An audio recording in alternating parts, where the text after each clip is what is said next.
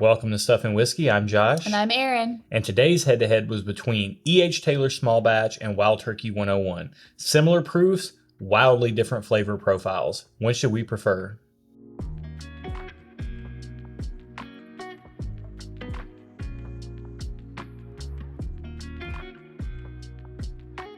Welcome to the channel bringing real-world content to the real-world whiskey consumer. As always, our head-to-heads are completely double-blind. We don't know what we're drinking, but you do. I think of interesting matchups out of our collection of bottles here, pour them into paired sample jars. Erin then mixes them up. Then we randomly select one to drink tonight based on the randomizer. Yep. So we don't have a clue what we're drinking. And what pair are we drinking tonight? 10. 10. So 8, 9, 10. 10. These two. All right. We're going to get these poured. We'll be right back with our first impressions of glass one. Let's do it.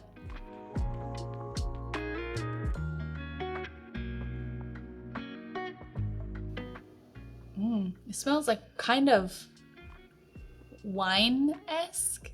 Really? Like, It's faint like wine can be. yeah. Yeah, this is really subtle. Mm-hmm. Which is my nice way of saying that I'm not getting a whole lot out of the glass. It smells astringent. Yeah. And just kind of light. Oh, I got that astringent. When you said it, I was in the process of getting it, and the astringency hit me because I got my nose a little deeper in there. I mean, I'm getting some caramel sweetness, some apple sweetness. Not a whole lot more than that. Typical bourbon nose, it feels like. That tastes sharp and bright. A little burn, but it's not gonna like blow you away. Like, yeah, that's pretty good. That's more on the palate than I thought there would be based on the nose. Mm-hmm. There's definitely some stuff going on here. I need to go in for a second sip. Typical bourbon flavors. Yeah. I say that a lot of times, and I'll say it's like, if I'm saying it's like traditional bourbon flavors, that's kind of complimentary. If I say it's typical bourbon flavors, it's not quite so complimentary. Yeah. It's the same thing. Although I will say the kind of spice or burn builds. Yeah. Because this one was a little bit more, there's a little more burning right now on the second sip than after the first sip. Yeah, you're definitely, I definitely get that spice on the mid palate, kind of lingering into the finish. That's a solid pour. When I think of what bourbon tastes like, that's glass one. Yeah. That's what bourbon tastes like right there. Yeah. So, all right, we're going to get into our first impressions on glass two.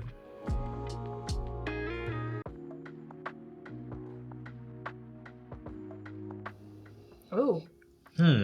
Smells like the street.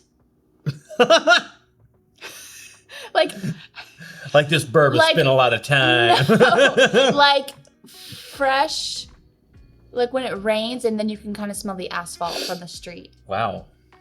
That is hyper specific like and also very vague. A little dirty, a little gritty, but kind of faintly because it's just like rain. There's like a funky note in there that I'm getting.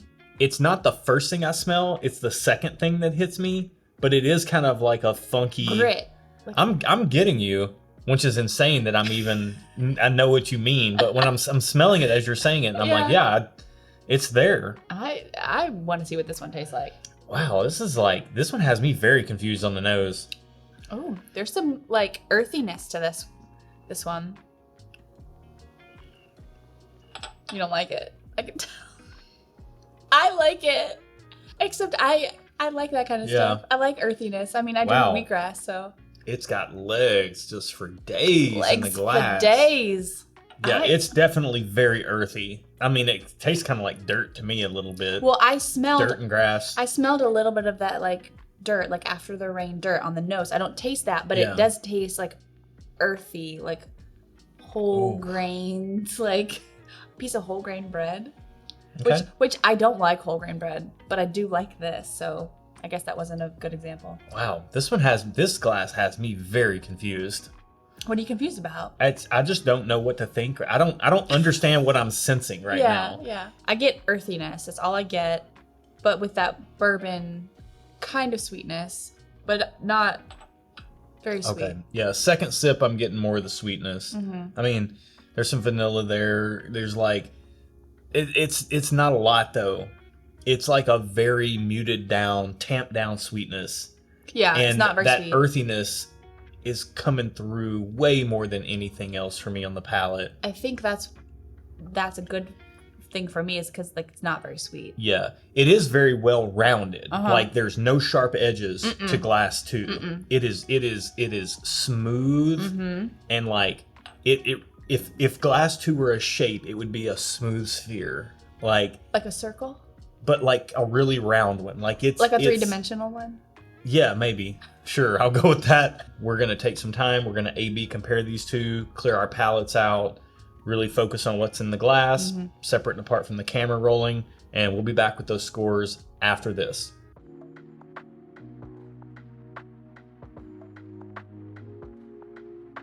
All right, it's tasting score time. So our scoring system is a super common sense system based on a simple thumbs up. Thumbs up equals 1 point, 2 thumbs up equals 2 points, just okay is worth half a point, thumbs down, obviously no points for that. And we've got 5 categories. Nose, flavor, and experience make up the tasting score. And then later, after we find out what these are, we'll assign a retail score based on the price and availability, which is the retail part of the equation in our local market. And then the consumer score, which we as consumers, would we buy the product again or not? But we can't do that until we find out what they are. Prior to that, we want to give you guys our tasting scores without any bias. So nose, flavor, experience, where are you at on glass 1, Erin? Okay, so for glass 1, I gave it a 2.5. Okay. I gave it a thumbs up on nose, thumbs up on flavor, and just okay on experience. Okay. I gave glass 1 a 3. Okay. Thumbs up across the board, nose, flavor, and experience. Okay. Glass 2? I gave glass 2 a 4. Wow. I gave it 1 thumb up on nose, 1 thumb up on flavor, and 2 thumbs up on experience. Okay. I gave glass 2 a 2.5. Thumbs up on the nose, just okay on the flavors, and thumbs up on the experience. When we took some time to A/B compare these two and really taste them more thoroughly, what'd you get out of that? Well, it actually was fun because I was gonna give glass 1 a thumbs up on experience, but the more I kind of sipped it, the more burning came in my throat. So I gave it like just okay because it wasn't a good experience for me. You can have it. I'll trade you too. It wasn't fun, and that was not a good experience. So I gave it a little bit lower score. I have a 1 circled, but then I ended up going with a just an okay. And then for glass 2, it's different. The earthiness of it, I kind of liked. Yeah. And the fact that it wasn't super sweet, I tend to like things that lean less sweet. Like I like rye whiskeys, I like Irish whiskeys, so that checks out for me. But the earthiness of it was intriguing, and I liked it. It wasn't a turnoff to me like it was for you, I'm sure. Yeah. Well, interestingly enough, when we took a little bit more time with these two, and I started with the second glass and went back to the first glass, coming off the first glass 2 was very off-putting for me. But when I cleared my palate out and started with the second glass, that changed a lot of things. I said it was earthy with a little bit of funk on the nose, and it had a faint apple sweetness and a light brown sugar note on the nose. All that stuff came over to the palate, but that earthiness was a little too strong for me, and the lack of sweetness there kind of pushed it down more to the just okay realm for me. It had a decent finish of nice sweet oak for it surprised, of the 2 glasses here, it had the longer finish. They both had surprisingly solid finishes for being seemingly lower proof pours, but 2 definitely was a little bit longer. Glass 1 in comparison, what I got out of it, the imagery that popped to mind was a green, chewy spree dipped in caramel. On the nose? On the nose. When I took my time with it, that's what I got. You know those chewy sprees? Yeah. Man, I tore those things up when I was a kid. I'm more of and a last sweet, week as well. a sweet tarts girl. Yeah, I love me some chewy sprees. I got that green chewy spree with a hint of caramel on the nose. Okay. And it was so pronounced I could see it in my mind, and I wanted to go to the store. So all that carried over to the palate, but on the palate, a lot more oak came into the equation and balanced all that sweetness out. So it came across really nice for me in the flavor profile. Again, solid finish, if not a little linear and simplistic. Neither one of these seemed to be overly complex Yeah. or, it's kind of what you get on first sip is what you get, but they're both good. So you obviously had a preference towards glass 2, 4 compared to 2.5 on the tasting score. I had a preference towards glass 1, a 3 versus a 2.5. Yeah. This was a super interesting comparison. I can't wait to find out what these two are. Yeah. This is especially glass 2. You want to find out now? Let's find out. All right, guys. Reveal time. Let's check our sample jars here. Glass 1 is 40 and glass 2 is 41. Wow, okay. So glass 1 is 40 yes. and 41. Okay, so glass 1 is E.H. Taylor small batch. Really? 100 proof, about $50. Okay. That's 40. Yeah. 41, Wild Turkey 101, 100 proof. Hold on. $25. Hold on. 40 and 41. I'm reading that correctly, right?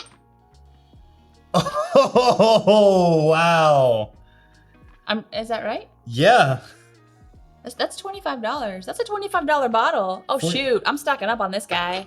Wow. So this is wild. Okay. So that earthiness, that funk that you got, like, we are big Wild Turkey fans in this house. Like, Rare Breed is to us. That's a Wild Turkey product? Yeah, Wild Turkey Rare Breed. That's what we call that our yardstick bourbon. I'm a little speechless here. Like, would you like to try another sip of this now that you know what it is? Yeah, that funk is like, you said it tastes like the street. It's like a turkey's been roaming the streets. No, like a fresh rain, and you smell like the asphalt and the grit and the kind of dirt, like after the fresh rain on the streets. And then when you taste it, you kind of taste a little bit of that earthiness. I usually get so much more cinnamon on Wild Turkey 101 when I'm drinking it by itself. Interesting. Now that I know that's what it is, now I feel like I'm tasting cinnamon. It's all in your head. It is, and that's why we do this blind. Yeah. Because that's when you really find out what your preferences are. So when we're doing this, we are not trying to figure out what we're tasting. We are only focused on what we are tasting flavor and experience wise, but we're not trying to figure out what's in the glass. I wouldn't be able to tell what's in it even if I tried to figure it out. So now that I know what they are, I feel like I know what the funk is, and I know that Buffalo Trace sweetness, and so I'm psyching myself out, but I don't allow myself that latitude while we're tasting. So let me ask you this. Yeah. Now that you know what they are, would you score them the same? I had a preference towards glass 1. But do you want to score them differently? I do, because I'm kind of anti-hype, and I don't like So this is a hyped up. Yeah. E.H. Taylor is a hyped up product. Okay. It's a hyped up product. So 100 proof, 101 proof. Yeah. This in our market goes for about $50. I honestly don't even know what actual suggested retail price from the distillery is on E.H. Taylor small batch. I know in our market it goes for about $50. And that's hyped up? And you can't even find it for that. You almost have to have a hookup. Somebody has to get it from the back room. Okay. Or you have to buy it on secondary for like $65 or $70. It's probably a $35 bottle. Wild Turkey 101 is a readily available $25 bottle. I go to Wild Turkey 101. In a vacuum, this is a great pour. Just in comparison, interesting. I'm leaning towards the sweetness of E.H. Taylor. And I'm leaning towards the non-sweetness of Wild Turkey 101. Yeah. And the earthiness was kind of cool to me. Like Yeah. Well, and people talk about the Wild Turkey funk. Yeah. That's like a theme that everybody comments on. I like some funk. Yeah.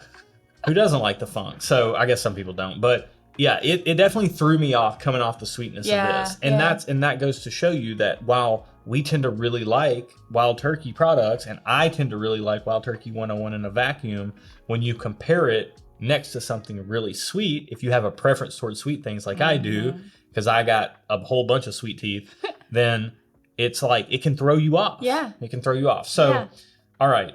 That's cool. E.H. Taylor small batch, $50. Okay. Very limited availability. I mean, you can find it. It does hit shelves, but it goes immediately. Wild Turkey 101, half the price at $25, readily available on every shelf, everywhere, all over the world. I mean, it doesn't get much more widely distributed than Wild Turkey 101. So our retail score based on price and availability and consumer score, whether you would buy it again or not. Aaron, Where are you at for E.H. Taylor small batch? Well, $50 price range, I would say like I'd give that a thumbs up. But when you factor in the limited availability, I have to drop that down to just okay. I would say that I would give it a just okay at retail score as well. I think even at $50, it's like a good solid pour. It's nothing that's blowing me away. Consumer score, would I buy it again or not? Yeah. If I run out of a bottle of this or I'm getting low, which we are, then and I see another one for retail, I'll buy one. I would probably just give it just okay for consumer score because if I was making my own little pocket of bourbon, I probably wouldn't add that to it if I ran out of it. I wouldn't like replenish it. That's fair. You could take it or leave it. Yeah. When consumer score of just okay is kind of like, I could take it or leave it. Yeah. Like if we run out, I might replace it or I might not. Right. I wouldn't really try, but if I came across it and I was feeling it, then I would buy it. Yeah. So just okay. Yeah. Glass 2, where are you at for retail and consumer scores? So for retail score, it's a $25 bottle, which in my mind that actually gets 2 thumbs up. So, and the availability is great. Did you just drink the rest of mine? Not the rest of it. There's still some in there. Why? The nerve. Well, okay. Anyway, 2 thumbs up. I give it 2 thumbs up on retail score. Would you buy it again? Let's focus on the scoring here, okay? Let's keep our eyes on the prize. Okay. So, would you buy it again or not? The consumer score. I would buy it again. And I would buy it again, especially because it's unlike anything I feel like I've tried yet in our tasting. So it would be something that's different if I'm talking about my little group of whiskeys, like it would be something that's a different flavor profile. Yeah. So I would buy it again. However, I have to be honest, I wouldn't go out of my way to buy it again, but I probably don't have to because it's readily available. Exactly. So I'm going to give it just 1 thumb up. On the consumer part, it's borderline 2 thumbs up, but I'll just say 1 thumb up. Yeah, I mean, my retail and consumer scores are exactly the same for the exact same reasons.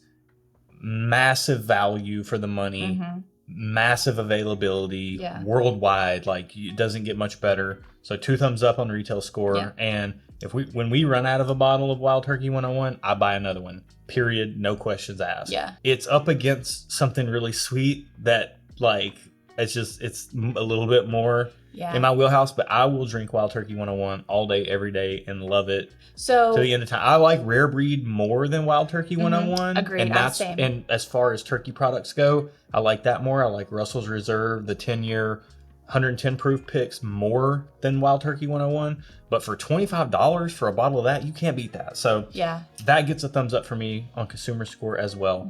Now that we have our retail score and consumer scores, we can add those to our tasting scores, and everything taken into consideration, we can tell you guys what our real world scores are. Glass 1, where are you at for real world score?